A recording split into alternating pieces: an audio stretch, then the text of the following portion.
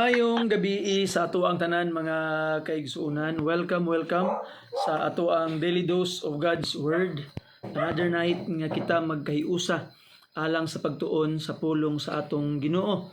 So atong Bible study tonight mga kaigsuunan, ato ang pagasugdan pinaagi sa usa ka awit.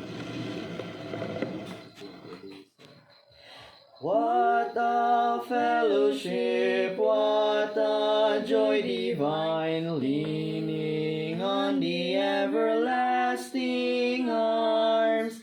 What a blessedness, what a peace is mine, leaning on the everlasting arms.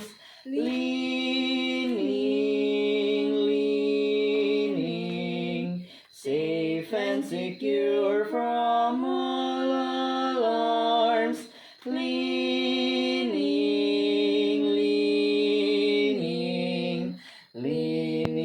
on the everlasting arms.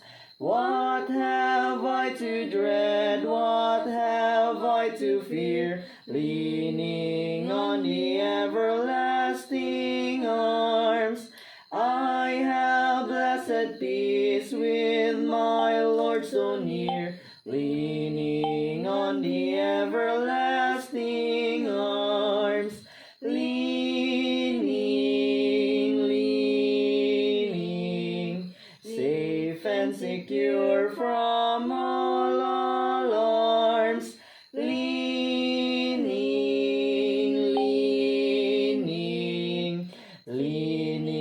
on the everlasting arms. Amen. Thank you for that wonderful song.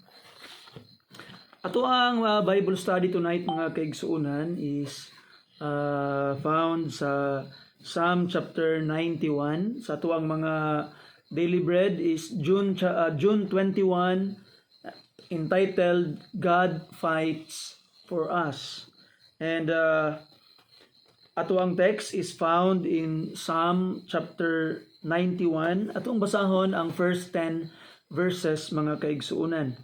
The Bible says in verse 1, He that dwelleth in the secret place of the Most High shall abide under the shadow of the Almighty. I will say of the Lord, He is my refuge and my fortress. My God, in Him will I trust. Surely He shall deliver thee from the snare of the fowler, and from the noisome pestilence. He shall cover thee with His feathers, and under His wings shalt thou trust. His truth shall be thy shield and buckler. Thou shalt not be afraid for the terror by night, nor for the arrow that flieth by day, nor for the pestilence that walketh in darkness, nor for the destruction that wasteth at noonday. 1,000 shall fall at thy side, and 10,000 at thy right hand, but it shall not come nigh thee. Only with thine eyes shalt thou behold and see the reward of the wicked, because thou hast made the Lord, which is my refuge, even the Most High thy habitation. There shall no evil befall thee, neither shall any plague come nigh thy dwelling. Atong abot sa verse 12, For He shall give His angels charge over thee, to keep thee in all thy ways. They shall bear thee up in their hands, lest thou dash thy foot against a stone. Let's pray. Father in heaven, salamat Ginoo, paghatag ka namo og blessing tonight, giving us the opportunity to study your word. Thank you, Lord, for allowing us na makatuon gid si mong pulong. Thank you for the people that with us. Ako naghangyo Ginoo nga tagaan mi nimo kadaugan. Ihatag nimo Ginoo ang kaalam nga mong ikinahanglan, Lord, that we will be able to grow and to be a blessing ngadto sa mga katawhan, especially sa mga willing kaayo magtuon sa imong mga pulong. I pray that you would open their eyes, give salvation Ginoong Dios, and courage, strength ug kadasig nga maangkon sa mga katawhan Salamat Ginoo sa imuhang pagtubag sa mga paghangyo. Bless us with wisdom and knowledge tonight in Jesus' precious name. Ipangayo na mo ang tanan. Amen and amen. Again, the title of our Bible study tonight, mga kaigsuunan, is God Fights for Us. Psalm chapter 91. Daghang mga Bible scholars and even in Jewish tradition, kaning Psalm chapter 21 is ascribed to Moses. Kanaay similarity ang mga nakabutang dinhi didha sa book of Deuteronomy. But kinsa man ang human author nga gigamit sa pagsulat nining maong kanta, mga kaigsuunan, it is more important that we need to note that this part of the scripture is written through the empowerment of the Holy Spirit to a person gigamit niya at that time sa pagsulat ni nga awit or psalm. Now, tanawon ang mga nakabutang nga mga maayong butang nga pagtulunan og mga pahinumdom alang kanato karon nga kagabion dinhi sa maong salmo, mga kaigsuunan. Kaning maong salmo nga ato ang pagalantawon karon og pagatun-an, mga kaigsuunan, nagpakita kini og security or seguridad, security of a man who thoroughly trust in God. So ang tawo nga dunagyoy tinuuray nga pagsalig sa Dios, naagyoy seguridad, mga kaigsuunan. Nang pangutana karon, unsaon man nato na maangkon nga security sa ato ganing balay? Importante kayo ang security, di ba? Pag matulog ka, ang imong ginabuhat, imong ginalak ang imong mga portahan, imong ginasiradaan ang imong mga bintana, ginalak ni imong gate, naiuban sa atoa nagbuhi og mga animals, mga iro specifically, para magbantay sa panimalay, especially during the night. Those wealthy people, ato makita, mga kaigsoon, tagaas kay mga koral, napay mga babuhay sa taas, naay mga surveillance cameras ang ilahang mga panimalay. Why? Because security is everybody's concern. Gusto gud nato ang seguridad og security sa ato ang mga kinabuhi, mga kaigsuonan. Nato makitaan that the greatest security that we could have in our life, according to the Bible, in our text tonight, is the presence and the power of God sa atong mga kinabuhi. Kay kung moingon ang Ginoo nga tumba ka, bisan pa, mga kaigsuonan, og unsa pa kadaghang surveillance camera, pila pa kadaghang iro imong ibutang sa imong panimalay, mga kaigsuonan, pila ka kandado ang imuhang ibutang sa imuhang portahan, if there's no protection from God sa imuha and the evil things of this world will attack you, you will surely go down. Ato makitaan, I hope, mga Kristohanon, ato yung ma-realize that the greatest security we could have is God, and the safest place on earth is in the will of God. San pa, mga kaigsuunan, nakas tunga-tunga sa gira. If that is the will of God in your life, then you are in the safest place. Kay ato makita, mga kaigsuunan, tanawa si Jonah. Si Jonah nilakaw ni sibat kay dili siya gusto mutuman sa kabubuton sa Ginoo, trying to go to other place in order to somehow be safe and far away from God. But unsa may nahitabo sa iyaha? Diba? Gitulon siya sa usa ka dakong isda.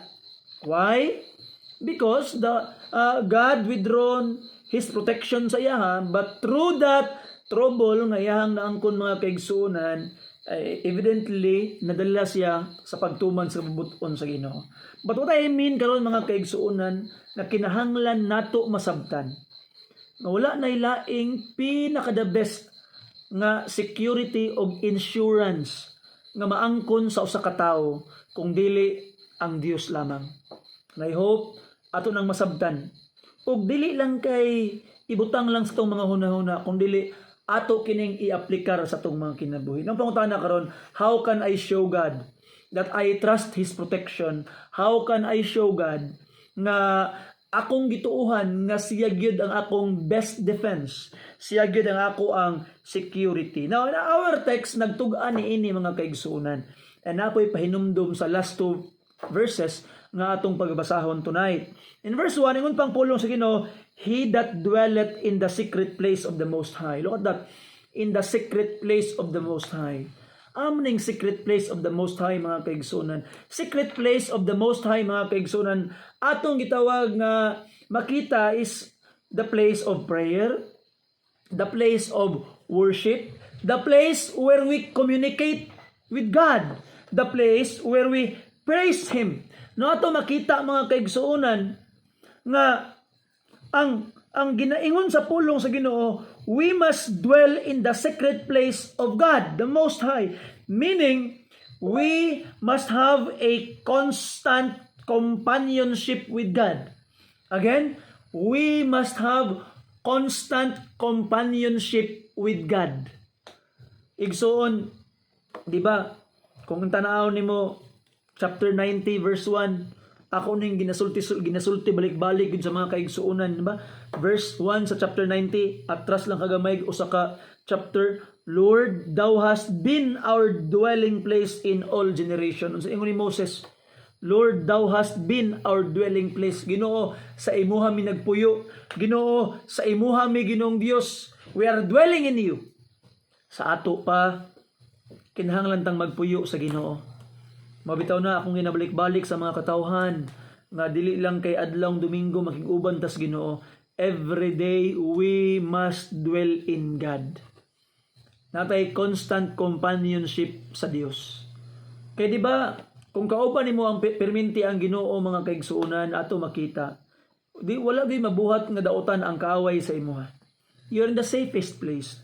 That's why first nga atong dapat buhaton if we wanted to experience the greatest security of all is to dwell in the secret place of the Most High. Dwell in Him mga kaigsuonan. And what will happen? Ingon pa niya, shall abide and Most High. He that dwelleth in the secret place of the Most High shall abide under the shadow of the Almighty. Yung si magpasilong kas anino sa labing gamhanan. Tiyaw mo na, sa ato pabisan pag unsa pa kainit ang kinabuhi sa kalibutan mga kaigsuonan, kung naa kay kapasilungan og samot na nga ang imong kapasilungan ang anino sa labing gamhanan, then you are in the safest place mga kaigsuonan. Na no evil can approach sa anino sa atong Dios. You see that? Now tanawa ang gitawag nga desisyon sa maong psalmist. Nasa desisyon nga iyang gitawag nga pagabuhaton, because if you will dwell in the secret place of the Most High, you will be in the shadow of the Almighty. Tanawa ang desisyon sa verse 2. Di ba? Sa verse 1, second person yang gigamit nga pronoun he. But pag-abot sa verse 2, he used first person pronoun. Yan yung kaugalingon. I will say of the Lord, He is my refuge. Ingon daw niyang Ginoo, Lord, ikaw ang ako ang refuge, akong fortress. Ginoo, ikaw akong taguanan, ikaw akong dipinsa, Ginoo. Ingon pa niya, my God, in Him will I trust. I like that. Ginoo, kanimo ko musalig. Sumala pa sa pulong sa Ginoo mga kaigsuonan. So ato makita nga we must tell God vocally, Lord, sa imo ko magsalig. Ayaw lang nang gitawag nga moingon ka nga hunahon na ako ni. No. Tell it directly to God. Lord, ikaw akong taguanan, Ginoo. Lord, ikaw akong taming, ikaw akong magbalantay, kanimo ko magsalig, Dios. O Dios. And now, tanaw nimo ang chapter 18 verse 2. Look at this. Sa mga kaigsuonan, 18 verse 2, the Bible says, the Lord is my rock. Tanawa. The Lord is my rock and my fortress and my deliverer, my God, my strength, in whom I will trust, my buckler and the horn of my salvation and my high tower. You see? Every line of defense ang Dios. Na ato makita mga kaigsuonan, dito ni masabtan yung garon kay kanimanggong mga refuge, mga fortress, mga buckler, mga horn of salvation, because kani nga mga butang is Mga butang nga makita sa unang panahon. Sa unang panahon mga kaigsuunan nga ilahang time na mga fortress, ilahang mga time mga kaigsuunan na mga high tower, nasa mga buckler. You see, sa ato ang panahon karon, seldom na siya gitawag makita. Mao na nga usahay, dili kay nato masabtan ang ginapasabot sa pulong sa Ginoo. Pero if you would give this a modern sense mga kaigsuunan, makaingon ka nga Ginoo, ikaw ang ako ang portahan, ikaw akong kandado Ginoo, ikaw akong gate Ginoo, ikaw akong koral Ginoo, ikaw akong CCTV Ginoo. You see? So God is our security. Mo na ginaingon sa pulong sa Dios. Ginoo, ikaw among seguridad. You see? Now ato makita that by the grace of God, let us trust in Him. In Him will I trust. Sumala pa sa psalmist. Kaya nga nung makasalig man ang psalmist, tanawa ang iyang confidence sa verse 3. Surely He shall deliver thee from the snare of the fowler and from the noisome pestilence. Verse 4, He shall cover thee with His feathers, and under His wings shalt thou trust. His truth shall be thy shield and buckler. Now look at this. Yun ang pulong sa Ginoo nga ang Diyos daw mo cover sa imo in His feathers, under His wings. Verse 4. And surely He shall deliver thee from the snare of the fowler. Verse 3.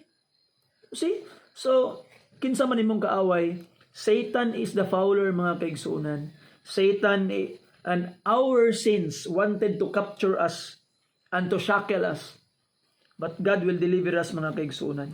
He will deliver us. Now, pero ang verse 4, nainindot kay nga giingon sa pulong sa Ginoo. Again, basahin akong verse 4 ha. He shall cover thee with His feathers, and under His wings shalt thou trust. His truth shall be thy shield and buckler. Unsa kuno dito ato ang taming ug ato ang buckler day ang iyang kamatuoran. Igsuon, importante kay kamatuoran. Unsaon pagpanalipod sa Dios sa imuha og di ka gatuo sa iyang kamatuoran. Og dili ka andam mo pa ilalom sa kamatuoran.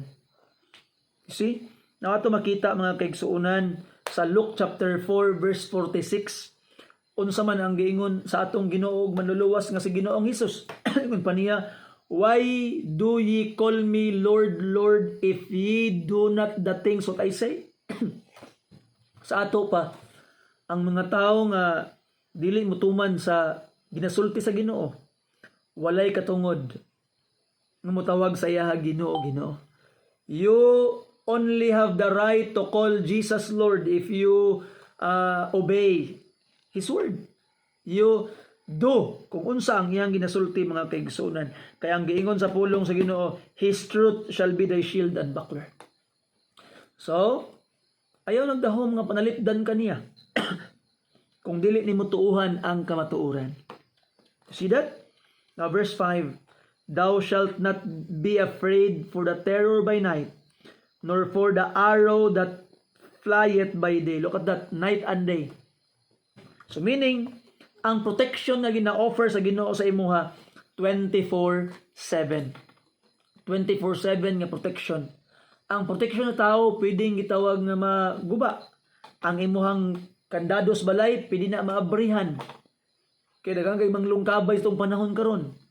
Ang imong mga security guard pwedeng makatulog. Ang imong CCTV pwedeng mapalong. Ang imong mga iro pwedeng hiluan. Pero ang Ginoo mga kaigsuunan, ang iyang protection 24/7, night and day. Og di lang kay kana, tanawa ang giingon sa verse 6, nor for the pestilence that walketh in darkness, nor for the destruction that wasteth at noonday. So meaning, God will protect you from pestilence, from weather, from natural disaster, from mga evil spirits, from whatsoever things. Panalipdan ka sa Ginoo. Now, kwapo kayo ang giingon sa Biblia mga kaigsuunan. God will protect you. Ang iyang protection 24/7. Unya, ang iyang gitawag nga protection dako kay scope. Dili lang para sa daotang tao. Apil pud tanang mga daotang butang nga pwedeng mahitabo. God is able to protect you if and only if you would believe and obey His truth and dwell in Him. You see? Now, tanawa ang verse 7. Kuyaw kayong verse 7 mga kaigsunan. 1,000 shall fall at thy side, and 10,000 at thy right hand, meaning, ang imong mga kaubanan, nga walay salig sa Ginoo, nangatumba na. 1,000 nangatumba, 10,000 sa pikas nga side, nangaligid na. Sumala pa sa salmista. But it shall not come nigh thee. Dili makaduol sa imuha. Tiyaw mo na. Inana ka tinuuray ang protection sa Ginoo mga kaigsuonan. That's why we need to trust the Lord. We really need to trust the Lord mga kaigsuonan. Ato makita no nga usahay, we do not experience the protection of God sa atong kinabuhi kay watay salig sa Ginoo. Pag muampo ka, pag human mo ampo, ala sige pong kabalaka. Muna di ba? Kabantay ka na mga kaigsuonan. Kana bitawng matingala ka nga, uy, mura man ko gakakulbaan, mura man ko gakabalaka. Sa time gakabalaka, gakakulbaan ka, mo nang panahon nga nagakahitabong di maayo. Ngano man, kaya mo man ang panahon nga gakawadaan nagpagsalig sa Ginoo. That's why, kuya ko in verse 7. So, pwede di ay nga natay ka ng immunity. O natay ka ng 100% nga pagsalig sa Ginoo. Pero karon nganong wala man tay immunity sama na ining gayon sa Bible. Di man pwede mamakak ang Bible. Nganong wala man ta ani. Most of the time because we don't trust the Lord. Tanawa ha, 1,000 mga tumba sa imong kilid sa napulo kalibo mga tumba sa imong tuong nga kamot. Apan kaning mga daotang butang di makadol sa imo. Tiyaw mo na. Great protection. Great power from God mga kaigsuonan. So dapat natay confidence sa atong Dios nga gialagaran. And the Bible says verse 8, tanawang saad niya, only with thine eye shalt thou behold and see the reward of the wicked. Makita lang sa imong mga mata ang unsa ang mga nahitabo sa mga daotan. Makita lang sa imong mga mata kung unsa ang itawag nga distraction nga ma-experience sa mga dili maayo. Makita lang nimo pero di mahitabo sa imo. Muna saad sa Ginoo. I hope we will put it in the heart and learn to really truly trust the Lord. Verse 9, because thou hast made the Lord, which is my refuge, even the Most High, thy habitation. So, kaning gitawag chapter 21, akong ibasa ganina, it seems to me that there are two people speaking. Naay duha ka tawo nga nagaistorya ba? Di ba? Naay duha ka tawo nga istorya diri. Nga ang isa iyang ginaklaro ang katong iyang kauban nga, uy, mauna karon nga naproteksyonan ka, mauna karon nga way nahitabo nimo, kay ang akong Ginoo imo karon nga gisaligan. Mauna mo nagaistorya sila, nagaback and forth. If you try to read it again and look at the pronouns nga ginagamit, there is a back and forth conversation mga kaigsunan sa chapter 91. Now again, ang basahan ng verse 9, because ikaw has made the Lord, which is my refuge, even the Most High, thy habitation. Look at that. You see? So ato makitaan mga kaigsuonan nga ang ginaingon sa speaker sa verse 9 nga wala kuno makitaan lang kuno sa iyang kaistorya ang daotan dili mahitabo sa iyaha na ay thousands nga mga tumbas ang kilid pero wa siya apil kay sa verse 9 gihimo niyang refuge ang Dios og ang Ginoo niining tao nga nagaistorya. So two people speaking. It is a conversation. Ato makita, make God your refuge and dwell in Him mga kaigsuonan. Make Him your habitation. Puyo sa Dios. Ayaw nagbulag sa iya. Ayaw gid mo na bitaw kay makadumdum lang mga Ginoo god og ting simba na. And remember this mga kaigsuonan, when you join a church, wala man ka Sunday morning is not going to church mga kaigsuonan. You see? Usahay atong giadto simbahan ang service now. When we go to church, we go to people. Ang simbahan mga katawhan sa Dios. And ato makitaan, when you go to church, you meet God's people and worship together there. And I hope ato nang masabtan mga kaigsuonan.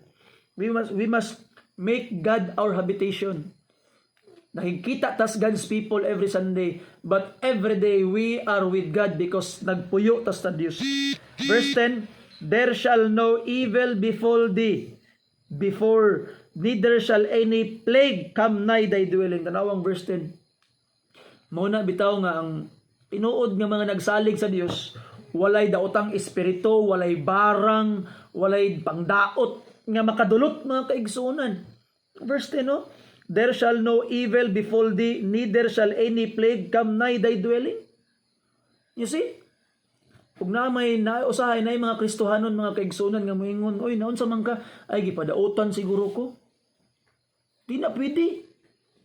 Kaya og madutlan ka nang inana nga mga butang mga kaigsuonan, it means wa kay pagsalig sa Ginoo kay tanawa ang saan.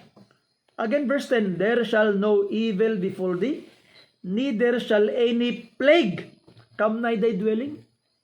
You see? Wala may bisag kinsang mamamarang makadulot sa imuha mga kaigsuonan, nga naman imong protection ng Ginoo. You see? And sadly, there are even people today, even mga nagsulting, nagtuo daw sa Dios. Mahadlok, gihapon na ng mga mamamarang. Gaduol, gihapon na ng mga tawhana. Ay, pagkawagi ayo. Murag walay Dios, mga kaigsuonan. Pero ang verse 11 o verse 12, natay klaruhon diri. Nga naman, tanaw ha, familiar ba na sa inyo ha, verse 11 and verse 12, for he shall give his angels charge over thee to keep thee in all thy ways. They shall bear thee up in their hands, lest thou dash thy foot against a stone. Familiar ba siya o dili? Familiar, di ba? Pastor, anong familiar man? Mao ni ang verse nga gi-quote sa yawa pagtintal kang Ginoong Hesus. You see? Tanawa gani in the book of Matthew chapter 4 mga kaigsuonan. Mateo kapitulo 4. Tanawa, gi-quote ni sa devil sa diha nga nag-ingon ang devil mga kaigsuonan kang Jesus Christ nga lukso diri. Ambak diri kung tinuod ka nga tinuod ka nga Dios. Ambak diri ingon pa. Verse atong sugdan verse 5 ta magsugod. Matthew chapter 4 verse 5. Then the devil taketh him up into the holy city and setteth him on a pinnacle of the temple and said unto him, if thou be the Son of God, cast thyself down, for it is written. Tanawa, gikot niya ang Psalm chapter 91 sa yawa. Ang yawa, gamit yung Bible ang yawa. Ay kumpiyansa sa yawa mga kaigsuonan. Kay biblical po ang yawa. Dili tanang taong nagalag Biblia tinuod. Remember that mga kaigsuonan, na mga tao nga misapplication ang pulong sa Ginoo. And look at this. He shall give his angels charge concerning thee, and in their hands they shall bear thee, lest at any time thou dash thy foot against a stone. Gi-challenge si Jesus Christ, ambak. Kay nagsugo mga angat sa Psalm chapter 91 verse 12, sugo nga mapabantiyan kas anghel nga dili ka mapandol. Ambak, tinuod gid na nga anak ka sa Dios. Tanawang verse 7. Tubag ni Jesus Christ. Jesus said unto him, it is written again, thou shalt not tempt the Lord thy God. So meaning mga kaigsuonan, yes, God will protect us. Willing kaayo mo protect ang Ginoo sa atua. Pero dili ka niya protektaran kung ikaw mismo ang mag-cause og trouble sa imong kaugalingon. Look at that. Nay mga tao karon nga grabe mo sigarilyo. Hala, buntag udto hapon, yup og sigarilyo, yup og sigarilyo. Onya pagkahuman dayon pag magsakit na.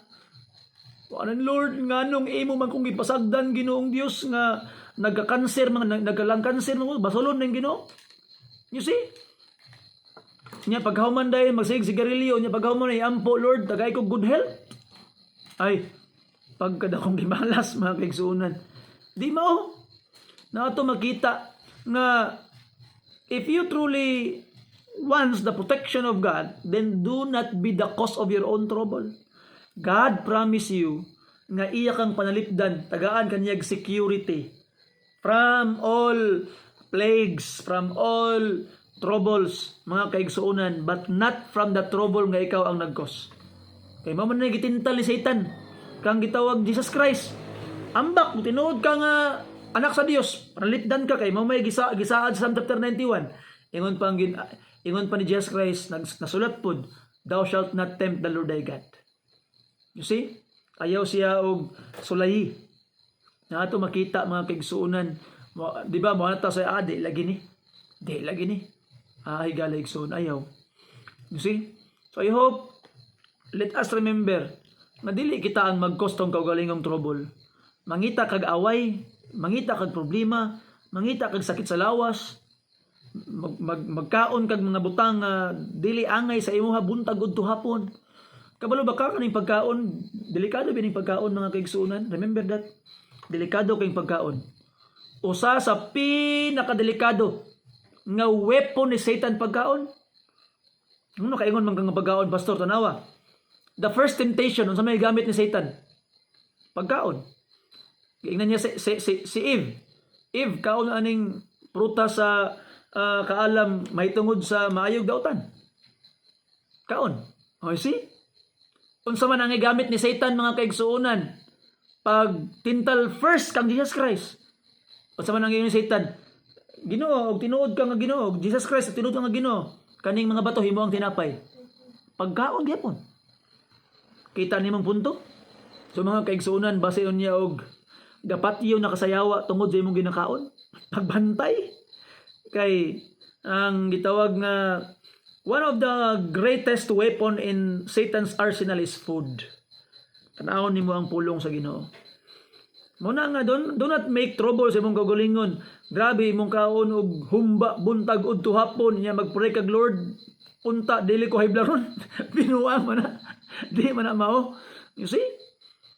Because how could God protect you? Why? You are the one who is creating your own trouble. So mga kaigsuonan, that's why nagsugo po ang Ginoo. Templo man is Diyos tong lawas. Ato po ning bantayan. Pero ang pinakagwapo nga saad, if you would put your trust in Him, confidence in Him, dwell in Him and believe in His truth, secure ka igsoon, secured ka. Magampo ta ama nga langit nun. Salamat sa imuhang kaayo nga gihatag kanamo. Thank you Lord sa kaalam ug sa panalangin nga amo ang natun-an karon Ginoong Dios nga kagabhion. I pray that you would bless us, you would empower us Lord nga ang mga blessing ug mga lesson among na-learn among ma-apply gid sa among mga kinabuhi. Pasaylo ami sa mga sala sa buhat sa pulog sa hunahuna. Help us Lord to really believe that you are our protection. Ikaw Ginoo, butahan nimo Ginoo ang mga daotan nga dili makaduol kanamo o ikaw maghatag ka ng kusog para mo lahutay sa pagtagbo sa mga pagsulay sa kinabuhi. Ikaw na ibahala namo Lord, nagsalig mi nimo Ginoo. Thank you for your protection. Thank you because you will bless us. Lord, we are strong because you are with us. We can survive because you are with us. We are rich because you are our Father. Thank you Lord for that assurance. In Jesus' precious name, gipangayon na akong tanan. Amen. Amen. Salamat og salamat. Mayong gabi is tanan.